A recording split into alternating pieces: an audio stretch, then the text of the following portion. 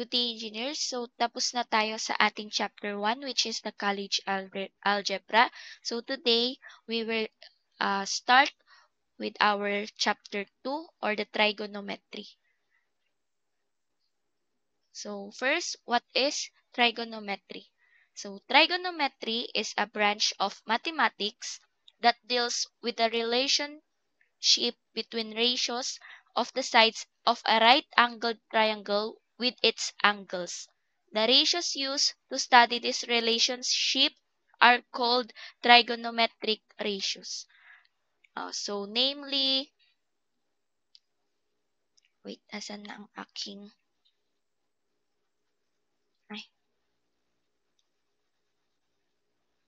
So, namely, sine, cosine, tangent, cotangent, secant, and cosecant.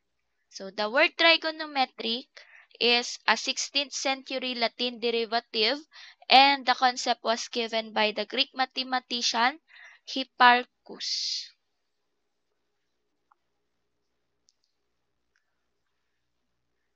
So, trigonometry is one of the most important branches in the mathematics. The word trigonometry is formed by clubbing the words trigonon and metron, which means triangle and measure respectively. So it is the study of the relation between the sides and the angles of a right-angled triangle. So it does helps in finding the measure of unknown dimensions of a right-angled triangle using formulas and identities based on this relationship. So, next, punta tayo sa ating right triangles. So, a right-angled triangle, also called as a right triangle, has a right angle 90 degrees in it. So, tingnan natin to. Itong maliit na box dito. So, ang sinasabi niya lang is 90 degrees yung angle dyan. Diba? Sa isang circle, diba ang angle ng buong circle ay 360. So, kapag hinati natin ganito, so 360 divided by 4, since 4, di ba?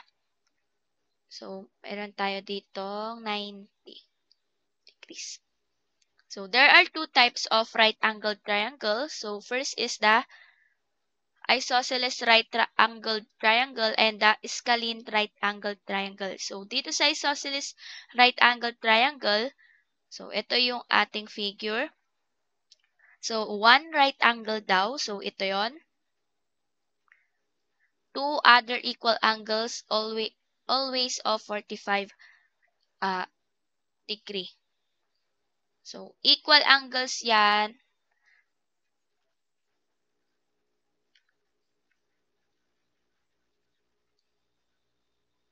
Itong dalawang side. And two equal sides. So, yung equal sides na tinutukoy is ito. X, then X. So, equal sides lang yan. So, next is scalene right angled triangle. One right angled. And yung two angles nila is unequal. So, hindi sila equal. And yung mga sides naman is, so, ito yung side 1, side 2, side 3. So, hindi equal yung mga sides.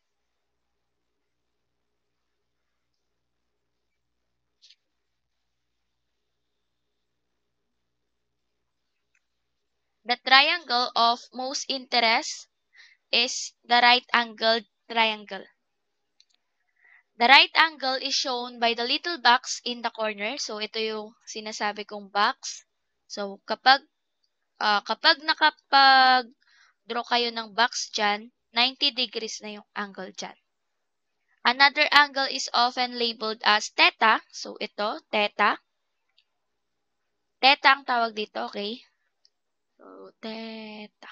Ganyan ating spelling. And the three sides are then called adjacent, opposite, and hypotenuse. So, sa adjacent natin is katabi ng angle theta. So, ito yon. Then, the opposite is the opposite ng angle theta. So, opposite. Then, the longest side is the hypotenuse. So, longest side. Always, ang longest side is hypotenuse. Paano naman kapag ang theta, kunwari itong theta, nalipat dito sa taas? Wait lang. Paano kapag ang theta nalipat sa taas? Nandito na siya. So, ang opposite na natin ngayon is itong side na to.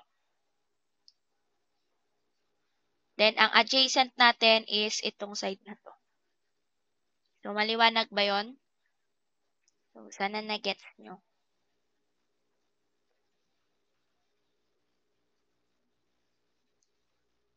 So, punta na tayo sa tinatawag na SOHCAHTOA. So, alam ko, familiar na kayo dito. Kasi high school pa lang, na-discuss na ito sa atin. So, the main functions in the trigonometry are sine, cosine, and tangent. So, they are simply one side of a right-angled triangle divided by another. So, for any angle theta, so ito, ang SOHCAHTOA po kasi is ito, sine, tapos yung O, tapos H. So, ito na po yung SO. Then, cosine, A, tapos H, so, K. Then, sa tangent naman, O, then A. So, TOA. Kaya yan yung SOHCAHTOA natin para mas madali nating maintindihan. So, tingnan natin itong triangle. Kapag sinabing sine theta, di ba ang sine is SO. So, tignan natin yung opposite natin. Then, ito yung ating hypotenuse. So, sine theta is equals to OH. So, next slide tayo. Wait, para mas maintindihan nyo. So, for example, itong triangle natin dito, ilet natin itong opposite as A. Then, ang adjacent natin is B, hypotenuse natin is C. So, sabi pala sa kabilang slide kanina, ba't nawala? So, nawala. So, ang abbreviation ng sine is, di ba sine? Pwede na natin siyang isulat as sine. Then, cosine, pwede na natin siyang i-write as cos. Then, ang tangent naman, pwede na natin siyang isulat as tan. So, unahin natin sa SOHCAHTOA, sine theta. Sine theta. Diba ang sine is opposite over hypotenuse. So, ang opposite ng theta natin is, itong titignan. Ang opposite natin is ito. So, anong letter? Letter A. So, sine theta A. So, H. Hypotenuse, so C. Next, cosine theta K.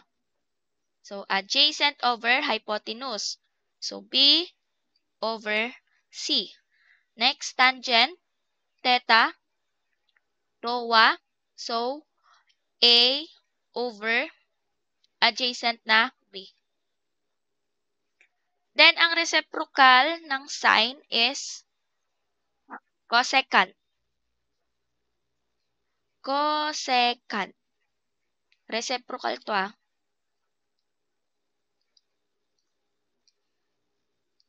Kasi 'di ba ang sine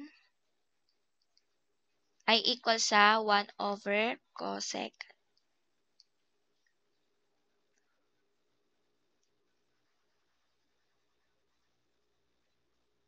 So, reciprocal niya is C over A. Then, secant theta is C over B. Cotangent naman, cotangent theta ay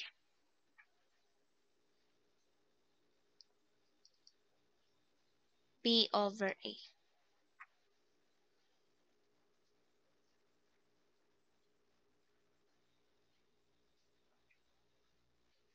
So, tandaan nyo yan.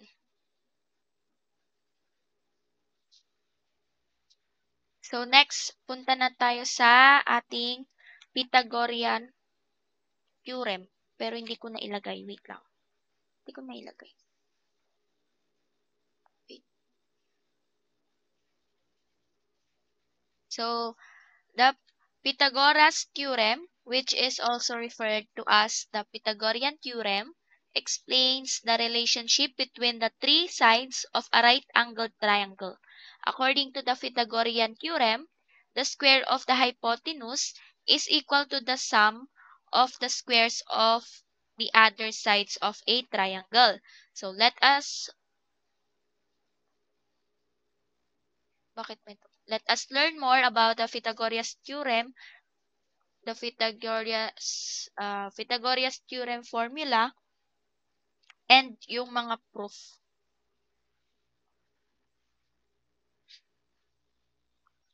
So, ito, sabi kanina, so nabasa ko na pala ito kanina. Ba't paulit-ulit itong module ko? So, sabi sa Pythagorean theorem or the Pythagoras theorem, sa isang right-angled triangle daw, ang square ng hypotenuse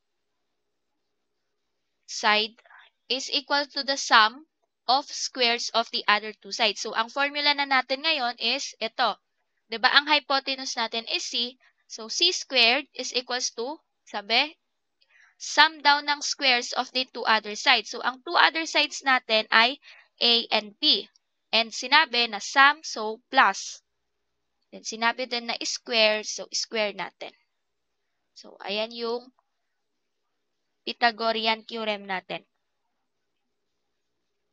So, bakit natin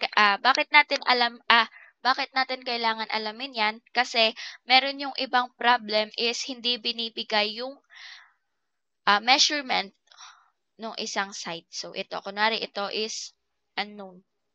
So, let's proceed na sa ating examples. So, sabi dito, what is the sine, cosine, and tangent of 35 degree? So, first, sine 35. So, ang sine natin, alalahanin natin ulit ang SOHCAHTOA.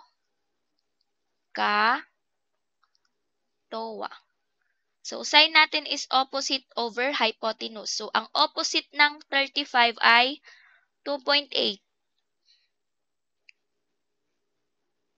So, magiging, sabi na lang natin na, i-write muna natin na ang opposite ay itong 2.8. Ang hypotenuse is the longest side. So, ito. Then, adjacent yung katabi ng angle. So, magiging sine is O over H. So, 2.8 over 4.9. So, answer natin dito is, sulat ko na lang muna, cosine 35. 4.0, kakasi siya, 4.9. Then, tangent 35 is TOA, 2.8 over 4.0. So, ang sine 35 ay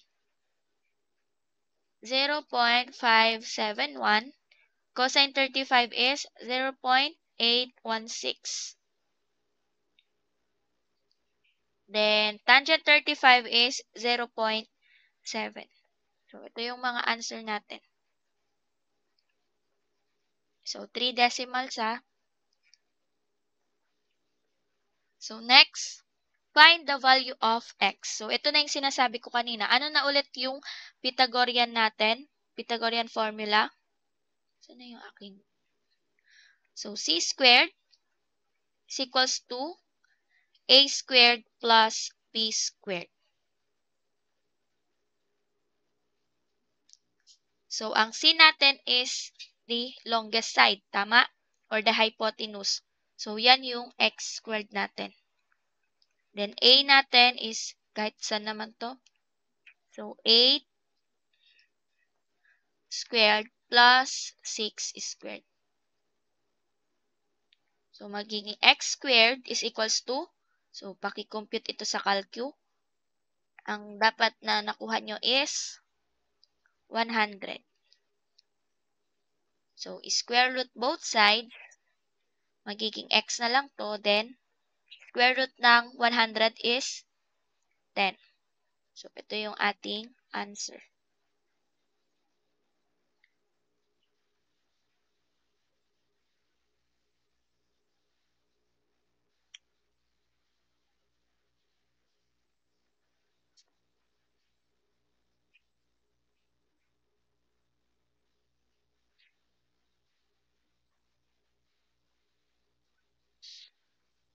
So, yan yung ating 2.1 sa ating trigonometry. So, 16 minutes lang tong lecture video natin. So, paki-comment na lang done watching, name, and section. So, panoorin nyo yung next part nito.